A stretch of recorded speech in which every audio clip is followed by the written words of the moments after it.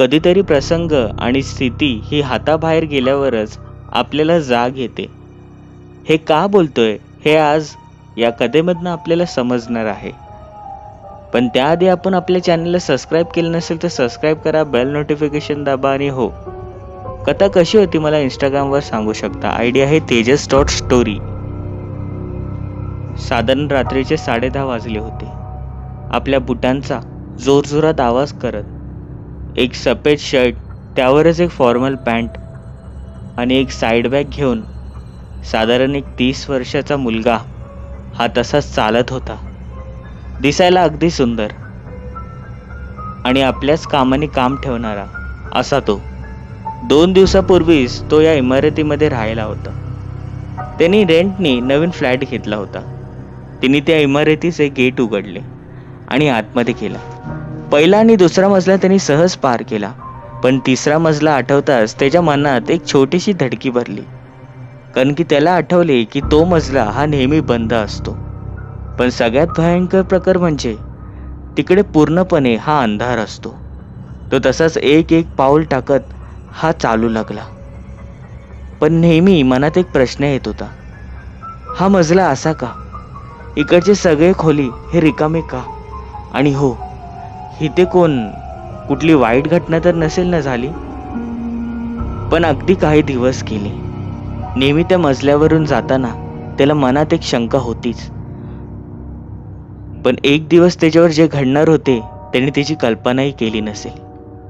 तीच वेळ, रात्रीचे 10-10:30 वाजले होते. तो त्याच्या ऑफिसवरनं तसाच येत होता. दुसरा मजला पार करत तो तिसऱ्या मजल्यावर येऊ लागला. तो हळूहळू करून सावकाश गतीने तिथून चालू लागला. पण तिथे येताच त्याला एक वेगळाच भास होऊ लागला. त्याला असे वाटू लागले की त्या काळ्या अंधारामध्ये देखील त्याला कोणीतरी पाहत आहे.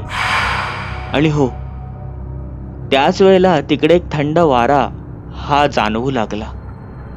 त्याचे पावलं जड होऊ लागले आणि कळत न कळत एक वेगळाच भास त्याला होऊ लागला. त्याचे खांदे हे जड होऊ लागले. तो तिसरा मजला जणू संपायचा नाव घेत नव्हता. एक एक पाऊल त्याला एक एक वर्षाप्रमाणे वाटू लागले होते. त्याला असे कधीही झाले नव्हते. पण त्यानंतर अचानकपणे एक हात आला आणि त्याच्या नाकाला दाबले आणि दुसऱ्या हाताने तोंडाला. त्याला श्वास घ्यायला हे अक्षरशः त्रास होऊ लागले. ओरडायचा प्रयत्न करणार पण तसे होणार नव्हते. पण त्याला एक मात्र जाणवले की तो हात हा वेगळाच होता.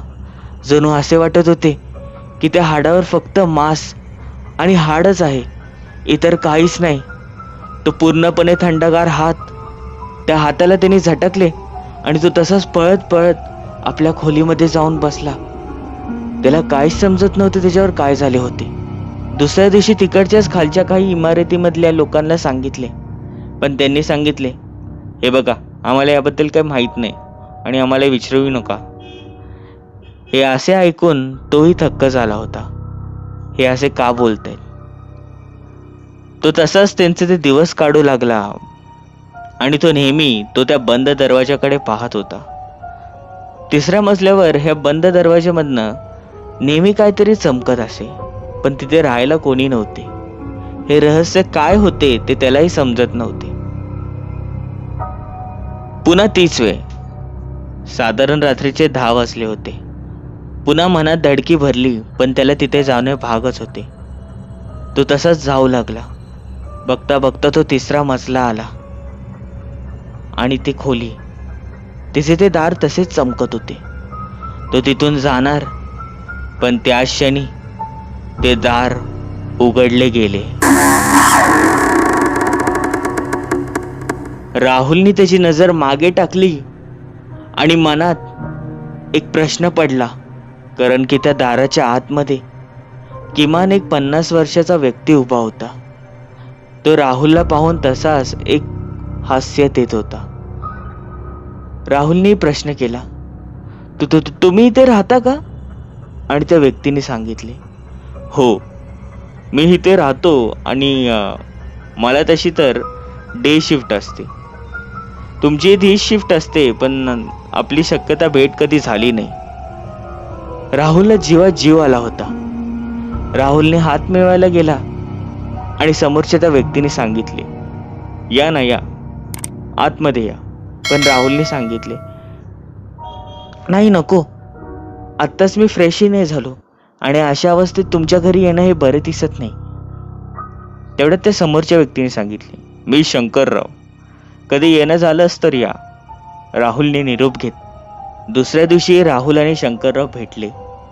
सहज ते गप्पा मारत असे, पण शंकरराव त्यांच्या खोलीच्या बाहेर कधीच येत नव्हते. राहुललाही मनात प्रश्न होताच की असं काय असेल, ते बाहेर काय येत नाहीत. पण असो, आपल्याला काय करायचे. आणि बघता बघता एके दिवशी शंकररावांनी राहुलला त्यांच्या घरी जेवणाचे निमंत्रण दिले. राहुलही फार खुश झाला होता की चला, या इमारतीमध्ये आता कोणीतरी असं दिसले जे आपल्यासारखे विचार करत आहे. आणि हो, मुळात ते माणसात आहेत. राहुल फार खुश होता. दुसरा दिवस आला. सकाळची ती खोली ही बंद वाटत होती. राहुलनी मनात विचार केला, कदाचित ते ऑफिसला गेले असतील आणि तसेही त्याला रात्री जेवायला बोलवलेले होते, म्हणून सकाळचा काही प्रश्न येतच नव्हता. पूर्ण दिवस निघून गेला आणि रात्री राहुल तयार झाला. तो त्या खोलीकडे जाऊ लागला. त्या तिसऱ्या मजल्यावर पूर्णपणे अंधार तर होताच, पण राहुल तिकडे पोहोचताच त्याच क्षणी जणू तिकडचे सगळे दिवे हे पेटले गेले. राहुलला ते पाहून फार आश्चर्य वाटले आणि मनात एक समाधान. चला, फायनली इथे कोणीतरी आलंच. असं बोलताच राहुलनी त्या खोलीची बेल वाजवली आणि त्याच क्षणी तो दरवाजा आतून उघडण्यात आला. समोर तेच उभे होते. त्यांनी दार उघडले आणि राहुलला बोलले, या, आतमध्ये या. आणि राहुल त्यांच्या डोळ्यात डोळे टाकून तसंच आतमध्ये येण्यास तयार झाला. तो आपलं पहिलं पाऊल हे त्यांच्या घराच्या आतमध्ये टाकणार, पण त्याच क्षणी कोणीतरी राहुलचा हात मागे ओढला आणि मागे ओढताच त्यांनी राहुलच्या कान शीर वाजवली आणि तसंच राहुलला फडफडत नेत हे खाली आणले, ग्राउंड फ्लोअरला आणून टाकले आणि राहुलला ओढू लागला. अरे, तुला काय अक्कल आहे की नाही? तू तिथे कशाला गेला होतास? तुझा जीव वरती आला होता की काय? राहुलला त्या व्यक्तीने खूप ओरडले आणि राहुलने रागारागात प्रश्न केला, अहो, काय प्रकार आहे? तुम्ही मला असं का आणलात? आणि समोरच्या त्या मुलाने सांगू लागले, शांत हो, हे पाणी पी आणि सगळं सांगतो. राहुलने ते पाणी गटागटा पिले आणि समोरचा तो मुलगा सांगू लागला, हे बघ, मी जे तुला सांगतोय हे 100% खरे आहे. याला मस्करीमध्ये घेऊ नकोस. आणि तो मुलगा सांगू लागला, आज बसून 10 वर्षाआधी इकडेच एक व्यक्ती राहत होता. त्यांचं वय साधारण 50 वर्ष असेल. अगदी छान स्वभावाचे. ते पेशाने एक डॉक्टरच होते, पण इमारतीमधल्या लोकांना समजून गेले की यांचा खरं रूप कसा होता. कारण की हे डेड बॉडीजवर वेगवेगळे प्रकार करत असे. त्यांचे किडनी विकत असे. एक दिवशी पोलीस यांना अटक करायला येणारच, पण त्याच क्षणी इमारतीमधले सगळ्या नागरिकांनी यांचा विरोध केला. घराच्या आतमध्येच त्यांना मारू लागले. कसेबसे त्यांनी त्यांची सुटका केली, पण त्याच घरामध्ये एका खोलीमध्ये जाऊन दार बंद करून त्यांनी आत्महत्या केली. आणि त्या दिवसापासून या इमारतीमध्ये वेगवेगळे घटना घडू लागल्या. त्या तिसऱ्या मजल्यावर जे कोणी जात असे त्यांना त्यांचा आवाज येत होता. तुझ्यासारखाच काही लोकांना तिथे बोलवण्यात आले आणि नंतर त्यांचे प्रेत बाहेर आले.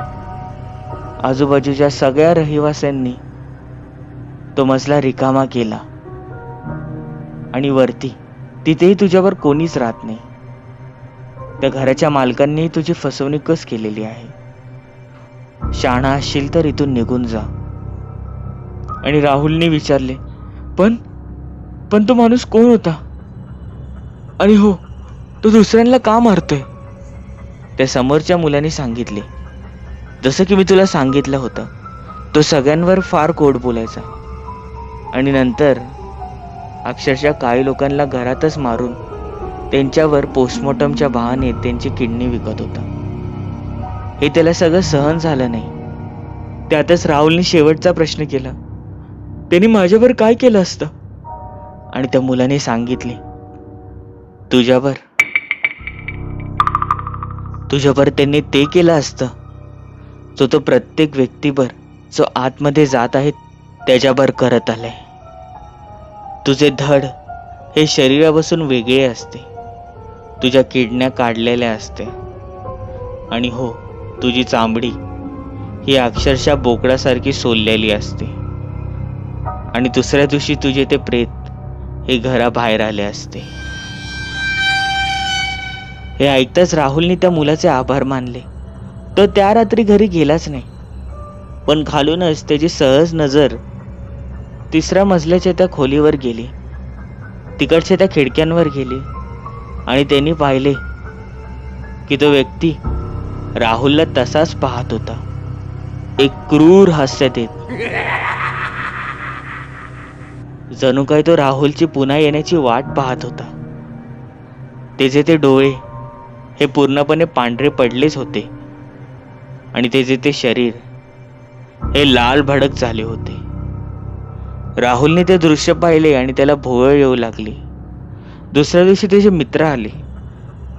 तिचे त्या खोलीतलं सगळं सामान हे त्यांनी घेतले आणि तिथून कायमचा निघून गेला. पण ती खोली ती आजही तिथे तशीच आहे. तुम्हाला जायला आवडेल का तिकडे? ही कथा कशी होती मला नक्की सांगा. आयडिया आहे tejas.story इंस्टाग्रामवर. तुमचेही कथा अनुभव असतील तर मला डिस्क्रिप्शन मधले दिलेल्या मेल ID वर तुम्ही सांगू शकता. चॅनलला सबस्क्राईब करायला विसरू नका. बेल नोटिफिकेशन नक्की दाबा. भेटूया पुढील भागांमध्ये.